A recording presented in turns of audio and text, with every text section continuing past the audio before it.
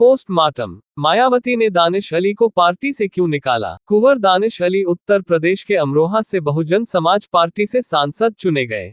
उनका व्यक्तित्व ही ऐसा है जो अन्याय के खिलाफ वे लड़ते रहे हैं। यही कारण है कि दानिश अली जनता के हर वर्ग से इज्जत और प्यार पाते हैं। जिन दानिश अली को बीजेपी सांसद रमेश बिदुरी ने उनके मजहब को लेकर अपशब्द कहे, आतंकवादी घोषित किया। अगर रमेश बिदुरी बीजेपी सांसद एन होते और बीजेपी सांसद के लिए अमर्यादित असंसदीय शब्द बोले होते तो बीजेपी ने उसकी संसद सदस्यता खत्म करने में एक दिन भी जाया नहीं करती, लेकिन बीजेपी ने बहुजन पार्टी के सांसद का अपमान किया, अपशब्दों की बौछार की, ओए मुल्ले, ओए आतंकवादी कहा। तब भीम का नारा देने वाली, दलित मुस्लिम गठजोड़ सत्ता हासिल करने वाली मायावती ने क्या किया? अगर वे सत्ता के खिलाफ अपने सांसद के अपमान से खुद को अपमानित समझकर उत्तर प्रदेश की सड़कों पर उतरकर रमेश बिदुरी की संसद सदस्यता खत्म करने की मांग करती तो कांग्रेस सपा उनके साथ संघर्ष में शामिल हो जाती, जिससे मुस्लिम पक्ष में आते और तब मायावती मुस्लिमों का वोट पाती, लेकिन मौका गंवा दिया। मगर मायावती ने ऐसा नहीं किया।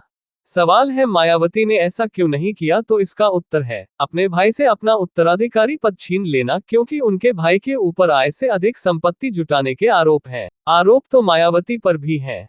मायावती और उनका भाई केंद्र सरकार की जांच एजेंसियों के रडार पर हैं। इसीलिए उन्होंने अपने भतीजे को अपना उत्तराधिकारी पार्टी पदाधिकारियों की बुलाई बैठक में घोषित कर दिया, ताकि सस्पेंस और कोई गलतफहमी न रहे। मायावती ने राजस्थान और मध्य प्रदेश में अपने प्रत्याशी खड़े किए कांग्रेस को हराने और भाजपा को जिताने के लिए। ये सब मायावती आर्थिक अपराधों में जेल जाने से बचने के लिए किया।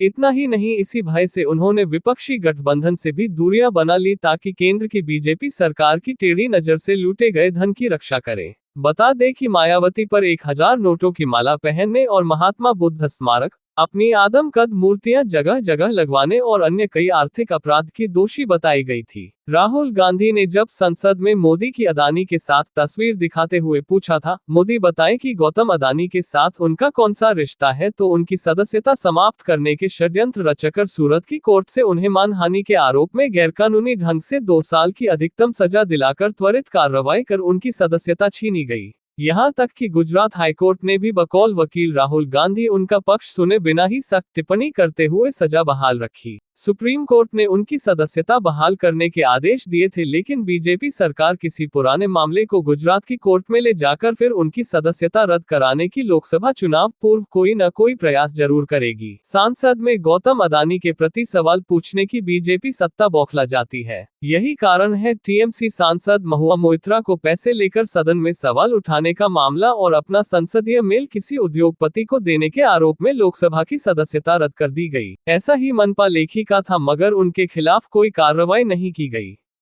पूछताछ कमेटी ने तो हद कर दी। बीजेपी सदस्यों ने तो नारी अपमान की सारी हदें पार कर महुआ मोइत्रा का चीरहरण करने में कोई कोर कसर तक नहीं छोड़ा। निजी और बेहुदे प्रश्न पूछने पर महुआ गुस्से से तमतमाए बाहर निकली। टीएमसी ने सिवाय ट्वीट के कुछ नहीं किया। जैसा विश्वास था कि बीजेपी उनकी भी सांसद की सदस्यता छीनेगी, हुआ वही। बिना किसी प्रामाणिक सबूत के आधार पर महुआ की संसद सदस्यता रद्द करा दी गई। कांग्रेस सहित इंडिया गठबंधन के कई नेता विरोध में महुआ के साथ खड़ी हुई, जिनमें सोनिया गांधी भी थी। हाँ, अन्याय के खिलाफ लड़ाई में आगे रहने वाले दानिश अली भी प्रोटेस्ट का हिस्सा बने। यही बात बीजेपी को चुभ गई और मायावती को शायद धमकी दे दी गई। मायावती ने दानिश अली को पार्टी से ही निकाल देने की घोषणा कर दी। सवाल यह है कि मायावती ने जब दानिश अली को बीजेपी सांसद रमेश बिदुरी के द्वारा अपमान करने की सारी संसदीय सीमाएं पार कर दी थी, तो मायावती अपने सांसद के सम्मान में बोली तक नहीं और अब अन्याय का विरोध करने पर अपने मजबूत स्तंभ दानिश अली को पार्टी से ही निष्कासित क्यों कर दिया? उत्तर सिर्फ एक, अपने आर्थिक साम्राज्य को जो अपराध की श्रेणी में आते हैं में जेल जाने और बीजेपी सरकार का कोप भाजन बनने से बचने के लिए ही कुंवर दानिश अली को पार्टी से निकाल दिया। ऐसा करके मायावती ने अपने राजनीतिक जीवन में आत्महत्या का ही प्रयास किया। निश्चित ही उत्तर प्रदेश में जहां मुस्लिम समुदाय चुनाव की प्रभावित करने में सक्षम है, मायावती ने उन्हें नाराज कर अपने पैरों में आप कुल्हाड़ी मार ली है। जो मायावती कभी दलित मुस्लिम मुहिम चलाकर सत्ता में पहुंची थी, एक से एक बड़े मुस्लिम उनके साथ खड़े हुए थे, उन्हीं को नाराज करना आत्मघात नहीं तो क्या है।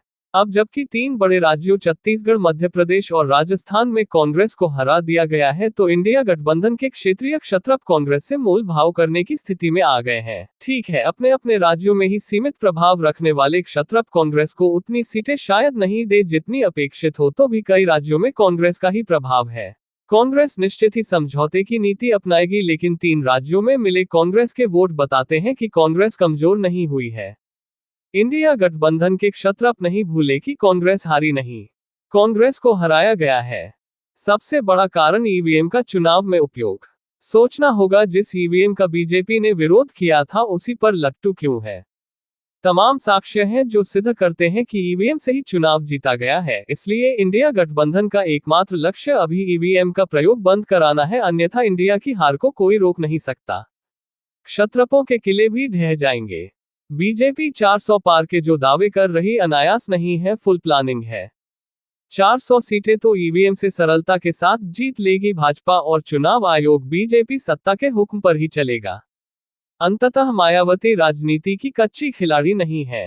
राजनीतिक युद्ध क्षेत्र वह क्षेत्र है जिसमें असमय आने पर चतुर सेनापति 2 कदम पीछे हट जाता है, लेकिन समय पाकर दोगुने उत्साह से धावा बोलकर युद्ध जीत लेता है। संभव है डरी हुई मायावती चुनाव आचार संहिता लागू होने पर निडर होकर इंडिया गठबंधन का हिस्सा बने, जिससे गठबंधन की 11% वोटों में वृद्धि होगी। अब समय बताएगा कि मायावती कौन सी चाल चलती है। लेखक यतीन्द्र कुमार।